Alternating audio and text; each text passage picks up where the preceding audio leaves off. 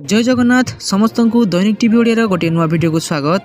तो देश विदेश आरंभ करी किछि गुरुत्वपूर्ण खबर विषय रे चलंतु नजर पकाई नबा। तेणु आम वीडियो को शेष पर्यंत देखुथांतु। आम वीडियो भल लागिले आम वीडियो गोटे लाइक करी चैनल को सब्सक्राइब कर देबे एवं शेष रे आपण माने कमेंट माध्यम रे जणाइबा को भूलिबेनी आपण माने केउ जिल्ला रु आम वीडियो को देखुछंती। चलंतु नजर पकाई नबा संपूर्ण खबर उपरे। राज्यर वर्षा को नहीं बड़ खबर। ओडिशा माटी प्रवेश कर सारी मौसुमी। शुक्रवार दिन ओडिशा मौसुमी प्रवेश करिया परे तापमात्रा और गुळुगुळीर सामान्य ह्रास पाई। राज्यर उत्तर भाग को मौसुमी अग्रसर होइछि। सूचनायोग्य जे स्वाभाविक समय 3 दिन विलंब चलित वर्ष केरल छुईला दक्षिण पश्चिम मौसुमी वायु। ओडिशा को किंतु स्वाभाविक समय मौसुमी आसपारे बोली अनुमान करा जायतिला। अर्थात जून 10 रु 12 तारिख मध्य यह ओडिशा छुईब बोली भारतीय पाणीपाग विभाग पक्षर आकलन करा जायतिला। साधारणतः जून 1 तारिख में केरल छुईवा पर दक्षिण पश्चिम मौसुमी वायु जून 10 रु 12 तारिख मध्य ओडिशा छुई थाए। केरल को यह छुईबार 8 दिन पर ओडिशा छुईचे। पाणीपाग विभाग सूचना अनुसार ओडिशार जगतसिंहपुर, केन्द्रापड़ा, भद्रक, बालेश्वर समेत किसी उपकूलवर्ती जिले में मौसुमी प्रवेश कर सारी। चलो देखिए परवर्ती अपडेट कौन रही। पुणी कंदाइब पियाज रोषई घर पर महंगा माड़। देश में पड़ुवा मुद्रास्फीति मध्य साधारण लोक आउ एक चिंतार कारण साजिश पियाज। भारतर खुचरा मुद्रास्फीति हार 3.93% को पहुंची बेले एवं पियाज दर वृद्धि पाइबार संभावना देखा। फल परिवार बजेट उपर अधिक चाप पड़ पारे। चाषी आय वृद्धि उद्देश्य केंद्र सरकार बफर स्टॉक पर पियाज क्रय मूल्य को किलो प्रति 15 टंका 80 पैसा रु 16 टंका 50 पैसा कर दी। तेबे यह वृद्धि को नहीं महाराष्ट्र पियाज चाषी मैंने संतुष्ट नुहंती। बिहन सार श्रमिक और अन्य चाष खर्च बढ़ी किलो प्रति पियाज 30 टंका क्रय मूल्य दाबी करुछंती। अन्यपटे एभली वृद्धि हेले खाउटीଙ୍କ उपरे आहुरी आर्थिक बोझ बढ़ी पारे बोली आशा करा जाउछि। चलो देखिए परवर्ती अपडेट कौन रही। आसंता काली पाखरु महिला मानक पई बस यात्रा फ्री। केरल सरकार महिला मानक पई एक बड़ घोषणा करिसेंती। जून 15 तारिख अर्थात सोमवार पाखरु केरल रे प्रियदर्शिनी योजना आरंभ होगा जाउछि। ए योजना अधीन राज्य समस्त महिला केरल राज्य सड़क परिवहन निगम KSRTC रो साधारण बस गुड़िकर मागणा यात्रा करें। यह सुविधा कौन बयस सीमा रखा जाए नहीं। छात्री, कार्यरत महिला, वरिष्ठ नागरिक और दैनिक यात्री समेत राज्य समस्त महिला और मागणा यात्रार लाभ उठाई पारे। परिवार परिवहन खर्च ह्रास करने और शिक्षा और कर्मक्षेत्र में महिला अंशग्रहण को प्रोत्साहित करने हेउछि ए योजनार मुख्य लक्ष्य। मुख्यमंत्री VT साथी माने साथीसान एही योजनार उद्घाटन करिवे। एही योजना कार्यकारी हेबा द्वारा वार्षिक प्राय 800 कोटी टंकार खर्च हेबो। चलो देखिए परवर्ती अपडेट कौन रही। एणिकी मुंड पिछा मिलिबो 10 केजी चाउल। राज्य बीजेपी सरकार को पूरी 2 वर्ष।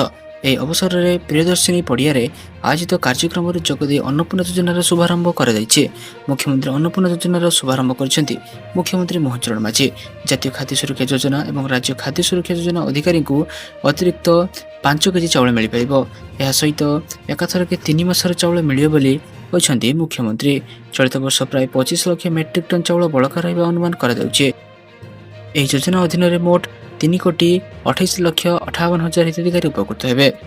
यह योजना लागू होगा पर हिताधिकारी मानक मासक मुंड पिछा 10 केजी चाउल मिल पार। एथिपाई राज्य सरकार वार्षिक 8,813 कोटी टंका खर्च करेंगे। यह अवसर में मुख्यमंत्री कहते कि मुख्यमंत्री अन्नपूर्णा योजना भात थाली को सुरक्षित करने ऐतिहासिक संकल्प। विभिन्न सर्वे आधार जमापड़ा कि जड़े वयस्क लोक मासक 8 केजी शस्य आवश्यक। अधिक चाउल भी विभिन्न समय लोकों पाखरु आवेदन आसीथिला। ताको आधार कर एभली निष्पत्ति निया जायछि। धान चाष सरकार सब सहायता जगाई दिया जाउछे। वर्ष को PM किसान और CM किसान योजना रे 10,000 टंका जगाई दिया जाउछे। चलो देखिए परवर्ती अपडेट कौन रही। आईडी नथिले मद ब्यान। स्वल्प बयसर मद्यपान अभ्यास को रखा कर्णाटकर गृहमंत्री प्रियंक खड़गे राज्यव्यापी पब, बार, क्लब, लाउंज, रेस्टोरेंट और आल्कोहल मिलुवा समस्त प्रतिष्ठान रे बयस जांच नियम को कड़ाकड़ी लागू पाई निर्देश देइछन्ति। समस्त सिटी पुलिस अधिकारी को एथिपाई निर्देश जारी कर दैछि। पब, बार, क्लब, लाउंज और रेस्टोरेंट और मादक द्रव्य उपलब्ध कर समस्त प्रतिष्ठान को नोटिस जारी कर पिलांको मध्य विशेषकर बेंगालुरु में मद और तंबाकू सेवन को नहीं बढ़ुवा चिंता मध्य पदक्षेप नि ପ୍ରିୟାଙ୍କ ଖଡ଼ଗେ କହିଛନ୍ତି ଯେ ବିଭିନ୍ନ ବିଶ୍ୱବିଦ୍ୟାଳୟର ଗବେଷକମାନଙ୍କ ଦ୍ୱାରା ନିକଟରେ କରାଯାଇଥିବା ଏକ ସର୍ଭେରେ 4000ରୁ ଅଧିକ ଛାତ୍ରଛାତ୍ରୀଙ୍କୁ ସାମିଲ କରାଯାଇଥିଲା। ଏଥିରୁ ଜଣାପଡ଼ିଛି ଯେ ପ୍ରତି 3 ଜଣ ପିଲାଙ୍କ ମଧ୍ୟରୁ ଜଣେ ମଦ କିମ୍ବା ତମାଖୁ ବ୍ୟବହାର ଜନିତ ସ୍ୱାସ୍ଥ୍ୟ ସମସ୍ୟାର ସମ୍ମୁଖୀନ ହେବାର ଆଶଙ୍କା ରହିଛି। ଏହି ସର୍ଭେରୁ ଆହୁରି ଜଣାପଡ଼ିଛି ଯେ ପ୍ରାୟ 33% ଅଂଶଗ୍ରହଣକାରୀ ମଦ୍ୟପାନ କରୁଥିବା ସ୍ୱୀକାର କରିଛନ୍ତି। ପ୍ରାୟ 18% ତମ୍ବାଖୁ ନିଶାରେ ଅଭ୍ୟସ୍ତ। ଏହି ସଂଖ୍ୟା ଉଭୟ ରାଜ୍ୟ ଏବଂ ଜାତୀୟ ହାର ତୁଳନାରେ ଯଥେଷ୍ଟ ଅଧିକ ଅଟେ। ଚାଲନ୍ତୁ ଦେଖିବା ପରବର୍ତ୍ତୀ ଅପଡେଟ୍ କ'ଣ ରହିଛି। ପଶ୍ଚିମବଙ୍ଗର ଦୀଘା ଜଗନ୍ନାଥ ମନ୍ଦିରରୁ ହଟିବ ଧାମ ଶବ୍ଦ। ପଶ୍ଚିମବଙ୍ଗ ଦୀଘା ଜଗନ୍ନାଥ ମନ୍ଦିରରୁ ଧାମ ଶବ୍ଦ ହଟିଯିବ ବୋଲି ପଶ୍ଚିମବଙ୍ଗ ମୁଖ୍ୟମନ୍ତ୍ରୀ ଶୁଭେନ୍ଦୁ ଅଧିକାରୀ ସୂଚନା ଦେଇଛନ୍ତି। ଓଡ଼ିଶା ମୁଖ୍ୟମନ୍ତ୍ରୀ ମୋହନ ମାଝୀଙ୍କ ଚିଠି ପରେ ପଶ୍ଚିମବଙ୍ଗ ମୁଖ୍ୟମନ୍ତ୍ରୀ ଶୁଭେନ୍ଦୁ ଅଧିକାରୀ ଏକ ପ୍ରେସ୍ ମିଟ୍ରେ ଏହି ସୂଚନା ଦେଇଥିଲେ। ପୁରୀ ସାଂସଦ ସମ୍ବିତ ପାତ୍ର ଏହି ଅବସରରେ ଉପସ୍ଥିତ ଥିଲେ। ସେ ମୁଖ୍ୟମନ୍ତ୍ରୀଙ୍କ ଚିଠି ନେଇ ଶୁଭେନ୍ଦୁ ଅଧିକାରୀଙ୍କୁ ଦେଇଥିଲେ। ସୂଚନାଯୋଗ୍ୟ ଯେ ପଶ୍ଚିମବଙ୍ଗରେ ମମତା ବାନାର୍ଜୀଙ୍କ ମୁଖ୍ୟମନ୍ତ୍ରୀତ୍ୱ କାଳରେ ଦୀଘାଠାରେ ନିର୍ମାଣ କରାଯାଇଥିବା ଜଗନ୍ନାଥ ମନ୍ଦିରକୁ ଧାମ ବୋଲି ଆଖ୍ୟା ଦିଆଯାଇଥିଲା। ଏ ସମ୍ପର୍କରେ ଓଡ଼ିଶା ମୁଖ୍ୟମନ୍ତ୍ରୀ ମୋହନ ଚରଣ ମାଝୀ ପଶ୍ଚିମବଙ୍ଗ ମୁଖ୍ୟମନ୍ତ୍ରୀ ଶୁଭେନ୍ଦୁ ଅଧିକାରୀଙ୍କୁ ଚିଠି ଲେଖି ଦୀଘା ଜଗନ୍ନାଥ ଧାମ ନାମକରଣ ପରିବର୍ତ୍ତନ କରି ଶ୍ରୀ ଜଗନ୍ନାଥ ମନ୍ଦିର ଦୀଘା ନାମ ବ୍ୟବହାର କରିବାକୁ ପ୍ରସ୍ତାବ ଦେଇଥିଲେ। ଚିଠିରେ ମୁଖ୍ୟମନ୍ତ୍ରୀ ଉଲ୍ଲେଖ କରିଥିଲେ ଯେ ଜଗନ୍ନାଥ ଧାମ ନାମଟି ଐତିହାସିକ, ଧାର୍ମିକ ଏବଂ ସାଂସ୍କୃତିକ ଭାବରେ କେବଳ ଶ୍ରୀ ଜଗନ୍ନାଥ ମନ୍ଦିର ସହିତ ଜଡ଼ିତ। ଚାଲନ୍ତୁ ଦେଖିବା ପରବର୍ତ୍ତୀ ଅପଡେଟ୍ କ'ଣ ରହିଛି। ଘର ଭଡ଼ାକୁ ନେଇ ଆସିଲା ବଡ଼ ଖବର। ରାଜ୍ୟ ସରକାର ସହରାଞ୍ଚଳରେ ଘରଭଡ଼ା ବ୍ୟବସ୍ଥାରେ ବଡ଼ ସଂସ୍କାର ଆଣିବାକୁ ଯାଉଛନ୍ତି। ସରକାରଙ୍କ ଏହି ବଡ଼ ପଦକ୍ଷେପ ଦ୍ୱାରା 59 ବର୍ଷର ପୁରୁଣା ଆଇନ ବଦଳିଯିବ। ଏଣିକି ଘର ମାଲିକମାନେ ମୌଖିକ ନୁହେଁ ବରଂ ଲିଖିତ ଭାବେ ଘରଭଡ଼ା ଚୁକ୍ତି କରିବେ। ଘରଭଡ଼ା ଚୁକ୍ତି ଲିଖିତ ଭାବେ ବାଧ୍ୟତାମୂଳକ ହେବ। ଚୁକ୍ତିନାମା ସ୍ୱାକ୍ଷର ପରେ 2 ମାସ ମଧ୍ୟରେ ଥାନାରେ ପଞ୍ଜୀକରଣ କରାଯିବ। ଏଥିପାଇଁ ସରକାର ଏକ ଅନଲାଇନ୍ ପୋର୍ଟାଲ ଖୋଲିବେ। ଏହି ପୋର୍ଟାଲରେ ସମସ୍ତ ଭଡ଼ା ଚୁକ୍ତି ପଞ୍ଜୀକୃତ ହେବ। ଏନେଇ ସରକାର ସହରାଞ୍ଚଳ ଭଡ଼ା ନିୟନ୍ତ୍ରଣ ଅଧିନିୟମ 2026ର ଚିଠା ପ୍ରକାଶ ପାଇଛି। ସବୁଠାରୁ ବଡ଼ କଥା ହେଲା ସରକାରଙ୍କ ନୂତନ ଘରଭଡ଼ା ନିୟମ ଲାଗୁ ହେଲେ ଘର ମାଲିକମାନେ ଲଗାମ ଭିତରେ ରହିବେ କି? ସହରାଞ୍ଚଳରେ ଘରଭଡ଼ା ଆଇନ 2026 ଏବଂ 1967 ଓ 1974 ଆଇନରେ ଯେଉଁ ସଂଶୋଧନ କରାଯାଇ ତାହା ଫଳରେ ସରକାରଙ୍କ ନିକଟରେ ଘର ମାଲିକ ଏବଂ ଘର ଭଡ଼ା ରହୁଥିବା ଲୋକମାନଙ୍କର ସବିଶେଷ ତଥ୍ୟ ରହିବ। ଏପରିକି ସହରରେ ଆସ୍ଥାନ ଜମାଇ ଅସାମାଜିକ କାର୍ଯ୍ୟରେ ଲିପ୍ତ ଥିବା ଗୋଷ୍ଠୀ ଏବଂ ଆତଙ୍କବାଦୀ ଚଳାଉଥିବା ବ୍ୟକ୍ତିବିଶେଷଙ୍କୁ ଚିହ୍ନଟ କରିବା ପୋଲିସ ପକ୍ଷରେ ସହଜ ହୋଇପାରିବ। ଏହି ନିୟମ ଦ୍ୱାରା ଘରଭଡ଼ା ନାମରେ ଶୋଷଣ କରୁଥିବା ଘର ମାଲିକମାନଙ୍କର ମନମାନି କିଛି ମାତ୍ରାରେ ନିୟନ୍ତ୍ରଣ ହୋଇପାରିବ ବୋଲି ବୁଦ୍ଧିଜୀବୀମାନେ ମତ ପ୍ରକାଶ କରିଛନ୍ତି। ଚାଲନ୍ତୁ ଦେଖିବା ପରବର୍ତ୍ତୀ ଅପଡେଟ୍ କ'ଣ ରହିଛି। ସେପଟେ ମଦକୁ ନେଇ ପୁଣି ଆସିଲା ବଡ଼ ଖବର। ଦିନକୁ ଦିନ ବଢ଼ିବାରେ ଲାଗିଛି ମଦୁଆଙ୍କ ସଂଖ୍ୟା। ମଦ ପ୍ରତି ବଢ଼ୁଛି ଲୋକମାନଙ୍କର ଆଗ୍ରହ। କିଏ ମଦ ପିଇ ଦୁର୍ଘଟଣା ଶିକାର ହେଲାଣି, ତ ଆଉ କିଏ ମଦ୍ୟପାନ କରିବା ପରେ ହିତାୟତ ଜ୍ଞାନ ଭୁଲି ଯାଉଛି। ତେଣୁ ଏବେ ବିଦେଶ ଅପେକ୍ଷା ଭାରତରେ ବଢ଼ି ଚାଲିଛି ମଦୁଆଙ୍କ ସଂଖ୍ୟା। IWSR ଭଳି ଏକ ରିପୋର୍ଟ ପ୍ରକାଶ କରିଛି। ମାର୍କେଟିଂ ରିସର୍ଚ୍ଚ ସଂସ୍ଥା WSRରେ ପ୍ରକାଶ ପାଇଥିବା ରିପୋର୍ଟ ଯଦି ସତ୍ୟ ହୁଏ ତାହେଲେ ସାଂଘାତିକ ହେବ। ତେବେ ରିପୋର୍ଟରେ ପ୍ରକାଶ ପାଇଛି କି ଆସନ୍ତା 10 ବର୍ଷ ମଧ୍ୟରେ ସାରା ବିଶ୍ୱରେ କମିବ ମଦର ଚାହିଦା, ମାତ୍ର ଭାରତରେ ଚାହିଦା ଆହୁରି ବଢ଼ିଯିବ। ତେବେ କୁହାଯାଇଛି କି ବୃଦ୍ଧି ପାଉଥିବା ମୁଦ୍ରାସ୍ଫୀତି ପାଇଁ ଖର୍ଚ୍ଚ ପାଇଁ ଟଙ୍କା କମୁଛି। ଏହା ସହିତ ବିଦେଶର ଯୁବପିଢ଼ିମାନେ ସ୍ୱାସ୍ଥ୍ୟ ପ୍ରତି ସଚେତନତା ହେଉଛନ୍ତି, ଯେଉଁ କାରଣରୁ ମଦ୍ୟପାନ ପ୍ରତି ଚାହିଦା ହ୍ରାସ ପାଇବାରେ ଲାଗିଛି। ବିଶେଷଜ୍ଞମାନେ କହିଛନ୍ତି ଯେ ଆମେରିକା, UK, ଜାପାନ, ଜର୍ମାନ ଏବଂ ଚୀନ ଭଳି ଦେଶର ଯୁବପିଢ଼ି ପୂର୍ବ ଅପେକ୍ଷା କମ୍ ମଦ୍ୟପାନ କରୁଛନ୍ତି। ଏ କାରଣରୁ ଆଗାମୀ ବର୍ଷଗୁଡ଼ିକରେ ଏ ବଜାରଗୁଡ଼ିକରେ ଚାହିଦା କମିବାର ସମ୍ଭାବନା ରହୁଛି। ଚାଲନ୍ତୁ ଦେଖିବା ପରବର୍ତ୍ତୀ ଅପଡେଟ୍ କ'ଣ ରହିଛି। ସେପଟେ ଆଧାର କାର୍ଡକୁ ନେଇଥିଲା ବଡ଼ ଖବର। ନୂଆ ଆଧାର ଉପରେ ରୋକ। ବେଆଇନ ଅପ୍ରବାସୀମାନେ ଯେପରି ଆଧାର କାର୍ଡ ହାସଲ ନ କରନ୍ତି ସେଥିପାଇଁ ଆସାମରେ 18 ବର୍ଷ ବୟସରୁ ଉର୍ଦ୍ଧ୍ୱଙ୍କୁ ଆଉ ନୂଆ ଆଧାର କାର୍ଡ ଜାରି ନ କରିବାକୁ ରାଜ୍ୟ କ୍ୟାବିନେଟ୍ ନିଷ୍ପତ୍ତି ନେଇଥିବା ମୁଖ୍ୟମନ୍ତ୍ରୀ ହେମନ୍ତ ବିଶ୍ବ ଶର୍ମା ସୂଚନା ଦେଇଛନ୍ତି। ଅସାଧାରଣ ଘଟଣାରେ ଆଧାର କାର୍ଡ ଜାରି ପାଇଁ ଅନୁମତି ଦେବାକୁ ଜିଲ୍ଲା କମିଶନରଙ୍କ ରାଜ୍ୟ ସରକାରଙ୍କ ପାଖକୁ ପ୍ରସ୍ତାବ ପଠାଇବେ। ଏହାପରେ ଉକ୍ତ ବ୍ୟକ୍ତି ଆଧାର କାର୍ଡ ପାଇବା ପାଇଁ ଯୋଗ୍ୟ କି ନୁହେଁ ରାଜ୍ୟ ସରକାର ବିଚାର କରିବେ ବୋଲି କ୍ୟାବିନେଟ୍ ବୈଠକ ପରେ ବିଶ୍ବ ଶର୍ମା ଏକ ଖବରଦାତା ସମ୍ମିଳନୀରେ କହିଛନ୍ତି। ଆସାମରେ ଆଧାର କାର୍ଡ ଜାରି ଏକ ପରିପକ୍ୱ ବିନ୍ଦୁରେ ପହଞ୍ଚିଛି। କେତେକ ଜିଲ୍ଲାରେ ଏହା 100% ଟପି ସାରିଲାଣି।